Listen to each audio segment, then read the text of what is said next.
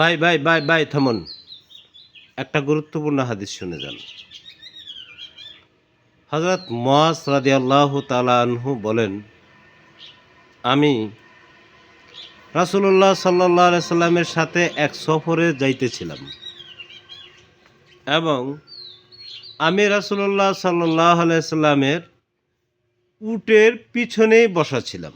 অর্থাৎ রাসূল সাল্লাল্লাহু আলাইহি সাল্লাম উটের সামনে বসা ছিলেন আর আমি উটের পিছনে রাসূল সাল্লাল্লাহু আলাইহি সাল্লামের পিছনে বসা ছিলাম।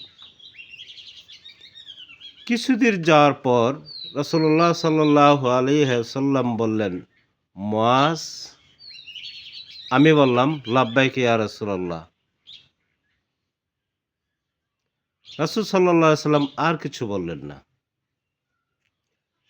যাইতে লাগলেন। আবার কিছুক্ষণ যাওয়ার পর বললেন, মুআজ। আমি বললাম, লাব্বাইক ইয়া রাসূলুল্লাহ। রাসূল সাল্লাল্লাহু আলাইহি সাল্লাম আর কিছু বললেন না। আবার যাইতেছিল উট। আবার কিছুক্ষণ যাওয়ার পর রাসূলুল্লাহ সাল্লাল্লাহু আলাইহি ওয়াসাল্লাম বললেন, মুআজ। আমি বললাম, লাব্বাইক ইয়া রাসূলুল্লাহ, বলুন, আমি মনোযোগ সহকারে শুনছি। রাসূলুল্লাহ সাল্লাল্লাহু আলাইহি ওয়াসাল্লাম বললেন, আল্লাহ রাব্বুল আলামিন বান্দার কাছে কি হক পায় তুমি কি তা জানো? হযরত মুআজ রাদিয়াল্লাহু তাআলা আনহু তিনি বললেন, আল্লাহ এবং আল্লাহ রাসূল খুব ভালো জানেন, বেশি জানেন।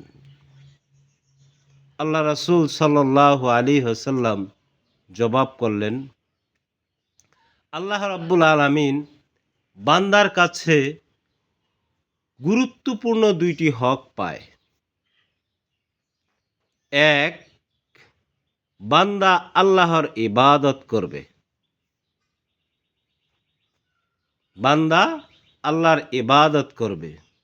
দুই, বান্দা আল্লাহর সাথে কাউকেই শিরিক করবে না, কখনোই জীবনে শিরিক করবে না। এই দুইটা হক আল্লাহ রাব্বুল আলামিন বান্দার কাছে পায়। এবার রাসূলুল্লাহ সাল্লাল্লাহু আলাইহি সাল্লাম চুপ হয়ে আবারও উট সামন দিকে যাইতেছিল। অনেকক্ষণ যাওয়ার পর আবার বললেন, মুআজ। আমি বললাম, লাব্বাইক ইয়া রাসূলুল্লাহ, বলুন। বললেন, তাহলে বান্দা আল্লাহর কাছে কি হক পায় জানো?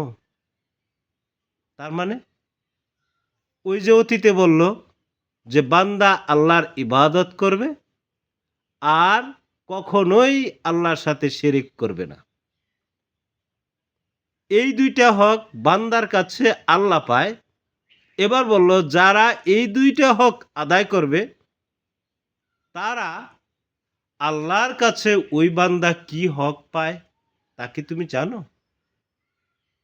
আবারও মুআজ রাদিয়াল্লাহু তাআলা আনহু বললেন, আল্লাহ এবং আল্লাহ রাসূল খুব ভালো জানেন, বেশি জানেন।